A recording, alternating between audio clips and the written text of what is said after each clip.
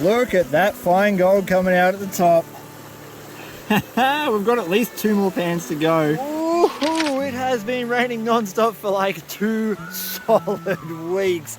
And we just bit the bullet today. It's meant to snow and rain and sleet, but we're out here testing a giant gravel bar because it's the only place we can get to because the water's so high. So come along, let's see if we can't find some gold.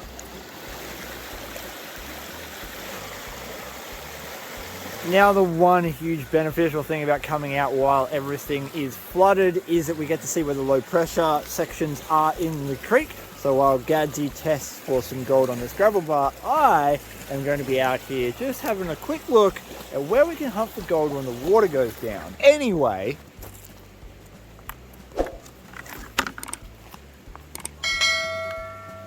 I'm going to use the great wooden ball as an indicator that that's gold. That's where the gold's going to be, Gadsy. Yep.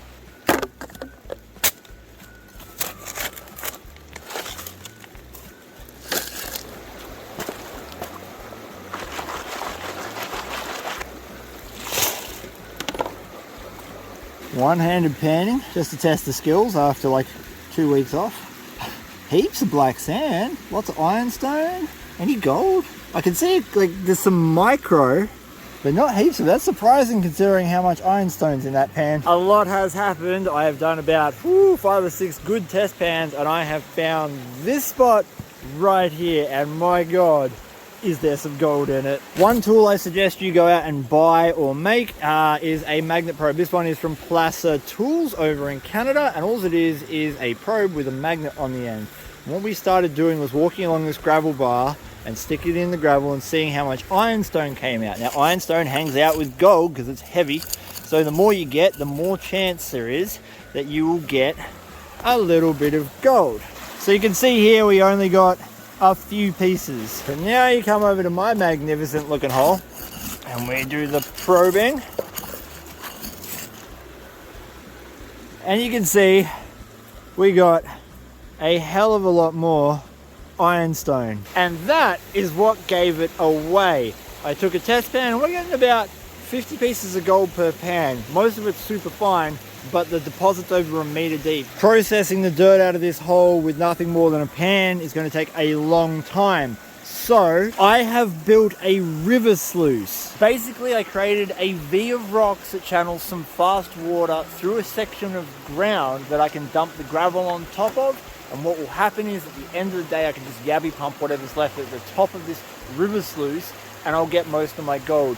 If you want to see this principle in action and explained in greater detail, check out the video I linked up here on YouTube. So we're just taking advantage of gold being so heavy, and all we have to do is remove the big rocks and all the light stuff gets blown away. All of our gold will be in this section here at the end of the day. We might get a little bit down here, but it won't be enough to really worry about.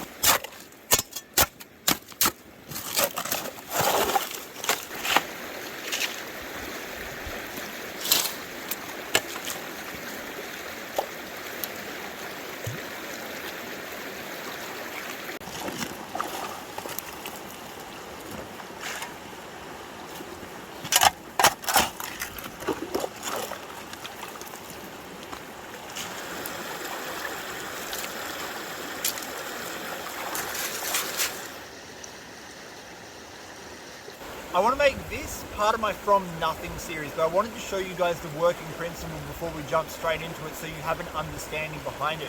We're just making the river do what it naturally does and concentrate the dirt in one area. Yeah, we're going to get a little bit of loss, but I don't have to carry a sluice in, didn't have to buy any equipment, didn't have to do anything. All I had to do is bring my sidekick, some bacon, and get gold. Our heavies should be concentrated within the first couple of feet.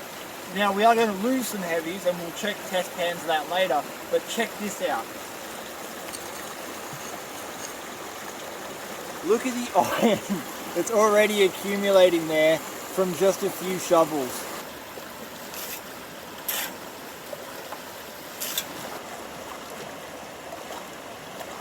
So I'm expecting to see lots of ironstone and black sand. I'm hoping not to see too much gold in here.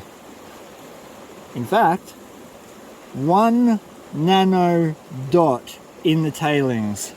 That is an acceptable rate.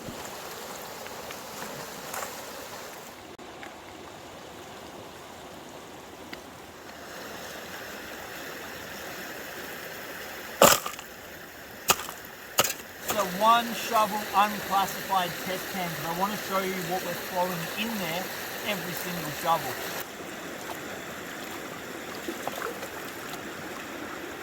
So our tailings test was 3 shovels of gravel and we got 1 nano dot. This was 1 shovel of gravel and we've got a lot more than 1 nano dot. We've got 1, 2, 3, 4, 5 nice flakes and about 10 or 15 nice micro pieces.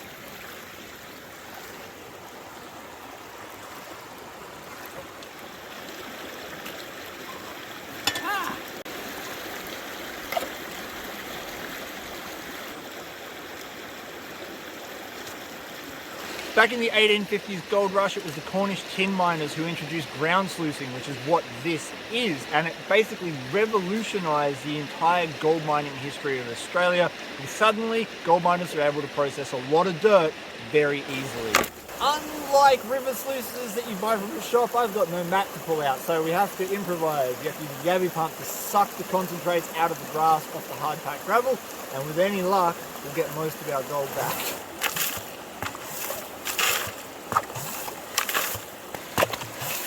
This is from the bottom of the sluice, so I'm not expecting to see heaps of gold, but we should definitely see some. Again, we're not expecting heaps, but we're definitely expecting some from the bottom. Plenty of black sand, and some. There we go.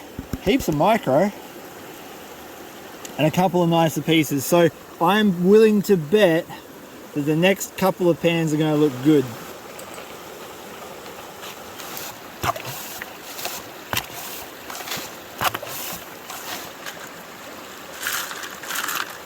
No nagitos.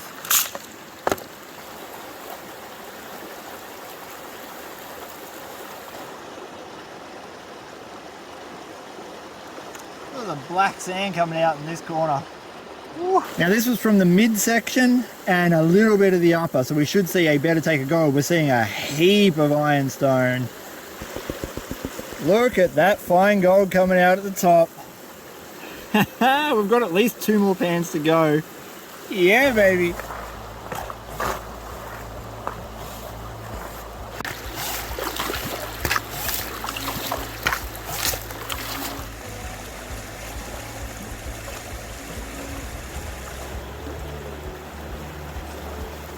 We should see about the same result from this as what we saw from the last pan, because this was at the head of our little river sluice. Yeah, there we go. Once again, real nice tail of gold. There's definitely a little bit more in there. I'm going to do another pan from all over it to try and make sure I get as much gravel out of the grass as I can. Gadsy's just taking a pan from the very base of the sluice, so if we're going to lose any gold, it should have dropped right there. I guarantee you we have lost a little bit. Not heaps of black sand, so that's good. Yeah, all right. So not heaps of gold, mostly the fine stuff, which is sort of what you'd expect. I mean, we're not working with ripples or anything here. So we're just going to take a couple more pans from the very base of the sluice to make sure we get absolutely everything. This is the result from the very, very next pan, and you can see that we are down to absolutely microscopic specks. In fact, I could get more gold if I just went back to digging in my hole, so it's not really worth me cleaning that up. So we're going to pack up and head back out of the bush and get this gold on the scales. This is the gold we pulled out of the flood gravels using our homemade river sluice next to a Clash Guitars pick for a bit of scale. And damn, is that a tasty run of gold, especially considering I didn't even use a sluice to sluice it. Who knew that you didn't even need to buy the best sluices on the market, that you could just use the creek and get fat lines of gold like that? I am thinking that we have close to a gram here. I'm going to go 0.75, 3/4 of a gram, because there is a fair amount there and we were getting nice test pans.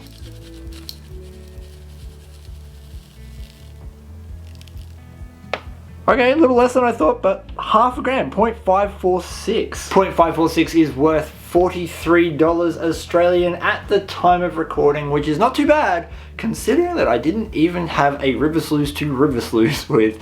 Thank you so much for watching this video. I hope you did enjoy it. Please check out the rest of my channel. Until next time, give your dog a scratch behind the ears for me. Peace, and I'm out.